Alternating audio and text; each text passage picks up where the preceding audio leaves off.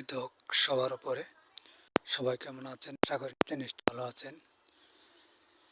আসসালামু আলাইকুম। আজ পবিত্র জুমার দিন, শুক্রবার। জান্নাতে পথ কাটবে তারা হচ্ছেন ওইসব ব্যক্তি যারা সুখে দুঃখে সব সময় আল্লাহর প্রশংসা করে। তো আমি 2025 সালের জানুয়ারি মাসের 18 তারিখ যে বার্ষিক ওয়াজ মাহফিল হয়েছে, সেই ওয়াজ মাহফিলের এই বাসগুলা আজকে আমার দিনে জুমার নামাজের পর নিলাম হবে। তো আপনারা বাস কেনার ইচ্ছুক, তো আপনারা উপস্থিত থাকবেন এবং আমাদের বেরগুল বাইতুন্নুর জামে মসজিদে জুমার নামাজ আদায় করবেন।